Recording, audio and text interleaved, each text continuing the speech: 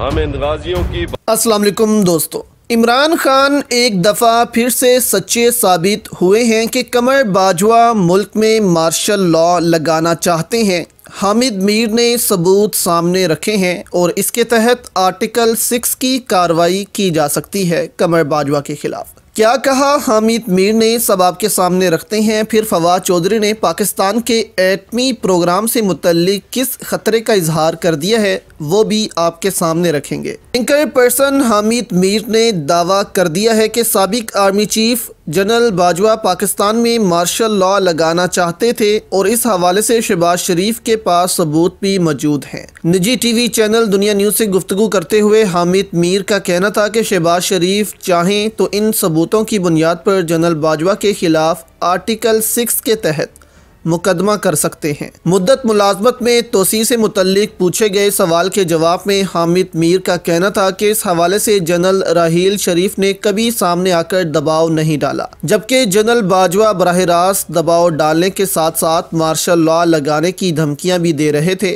उन्होंने कहा कि बतौर पाकिस्तानी शहरी मेरी ख्वाहिश है कि पंजाब और खैबर पख्तूनख्वा में इंतखाबात मार्च तक, जबकि कौमी असम्बली के इंतखाबात सितंबर तक हो जाए।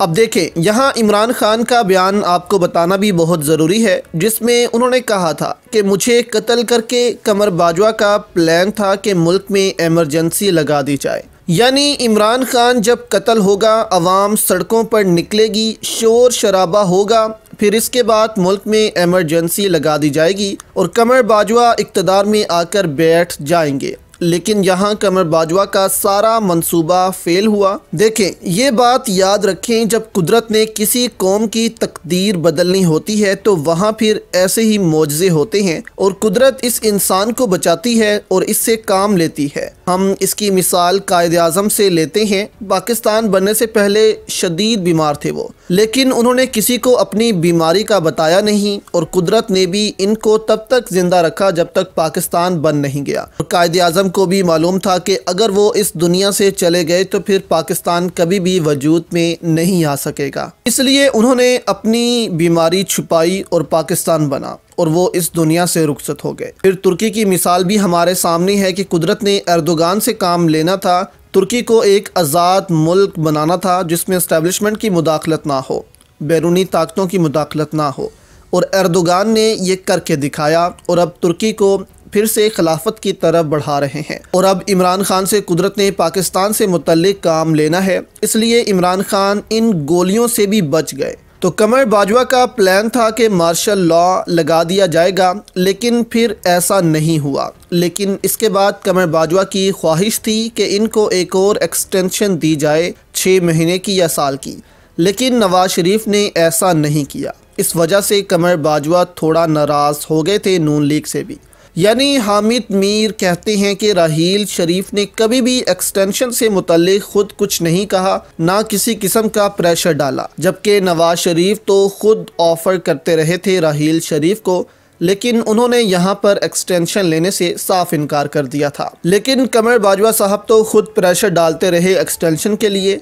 पहले इमरान खान पर प्रेशर डाला गया, फिर शहबाज शरीफ पर। तो आप कह सकते हैं कि इस कदर इनको अपनी पावर से प्यार हो गया था कि वो इस पावर को छोड़ने तक को तैयार नहीं थे। दूसरी जानिब दोस्तों, फवाद चौधरी ने भी पाकिस्तान के एटमी प्रोग्राम से मुतल्लिक सबको खबरदार कर दिया है। पाकिस्तान तहरीक इंसाफ के रहनुमा फवाद चौधरी ने कहा है कि पाकिस्तान में इत्तेहादी हुकूमत को दवाम देने के लिए मौशी एमरजेंसी लगाने की गुफ्तगू हो रही है। ऐसा हुआ तो एटमी प्रोग्राम दुश्मन के प्रोपागेंडे का मरकज़ होगा। ट्विटर पर जारी पैगाम में फवाद चौधरी का कहना था कि अगर ऐसा हुआ तो इसके शदीद सिक्योरिटी असरात मरतब होंगे। हमारा एटमी प्रोग्राम दुश्मनों के प्रोपागेंडे का मरकज़ होगा और हमारी आज़ादी महज रस्मी होगी। ऐसी अहमकाना पॉलिसी पर जिद करके मुल्क की सालमियत को दाव पर लगाया जा रहा है। मुल्क में इंतखाबात करवा के हुकूमत मुंतखब लोगों को ट्रांसफ़र की जाए। मुल्क के मुस्तकबिल से खेलना बंद होना चाहिए। यानी आप देखें, जब मुल्क में मौशी एमरजेंसी लगती है तो फिर मुल्क के असासे फ़रोख्त होना शुरू हो जाते हैं,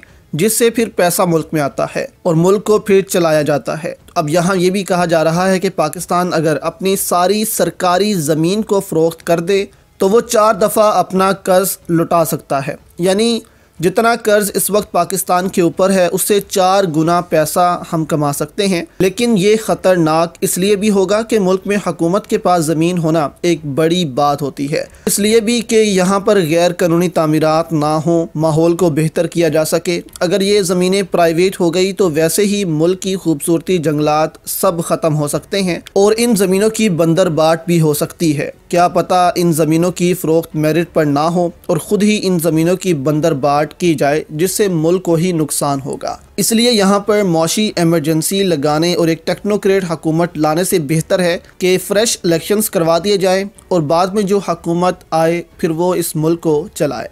आपकी इस पर दोस्तों क्या राय है, हमें नीचे कमेंट्स में ज़रूर बताइएगा।